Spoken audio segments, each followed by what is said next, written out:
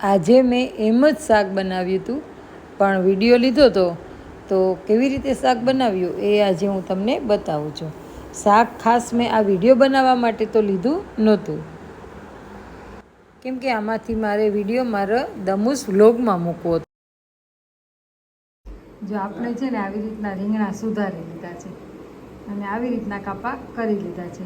આવી રીતના શાક બનાવો ને તોય પણ બહુ સરસ લાગે. આખા રીંગણા ન કરો કે કટકા ઝીણા ન કરો ને તો અડધા ફાડા કરીને.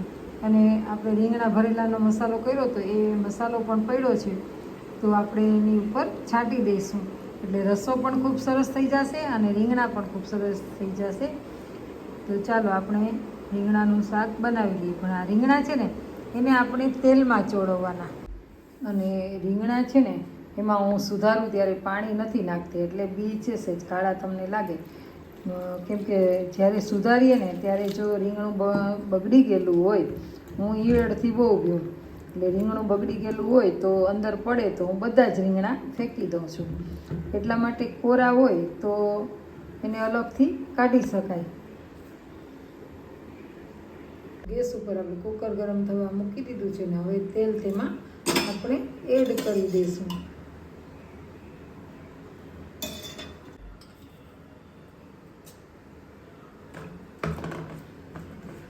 આપણે રાઈ નાખી દીધી છે, જીરું પણ નાખીએ કાઢવાનું છે, એટલે મેં રાઈ નાખી દીધી અને હિંગ હવે નાખીશું.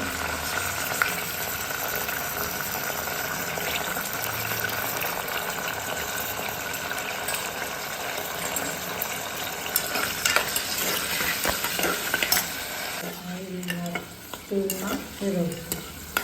શાક તો અમારે જાજુ જોઈએ પણ હમણાં કોઈ ખાવાવાળું નથી, અને પપ્પા પણ ડાયટિંગ કરે છે એટલે બહુ ઓછી રોટલી ખાય છે. રીંગણાનો કલર પણ બદલી ગયો છે, તેલમાં આપણે એને સાતળી દીધો છે. તો મસાલો પણ કરી દઈશું. કાશ્મીરી મરચું, રેશમ પટ્ટો, હળદર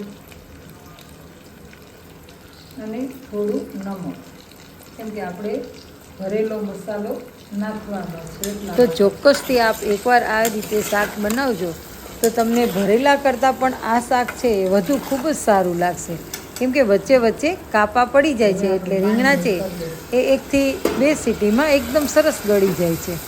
તમને થશે કે પાણી ખૂબ નાખ્યું છે, રસો વધારે કર્યો છે, પણ એવું નથી. પણ આપણે જે ભરેલા શાકનો મસાલો ઉપર રેડીશું ને એટલે રસો છે એ એકદમ ઘટ થઈ જશે. અને આ શાક બનાવી લીધું ને બધા ખાવા પણ બેસી ગયા, તો મારે સર્વ કરવાનું પણ રહી ગયું, તો તમને કુકરમાં થોડું બતાવ્યું છે કે કેવું શાક બન્યું. બનાવ્યું એવું લાગે અને ભરેલું લાગે બાજુ. હવે આપણે કુકરમાં કરી દઈશું બંધ. તો શાક બનીને એકદમ તૈયાર તો થઈ ગયું હતું, પણ જમવા બેસી ગયા એટલે વિડીયો લેવાનું રહી ગયું છે. ખૂબ જ ટેસ્ટી શાક બન્યું હતું.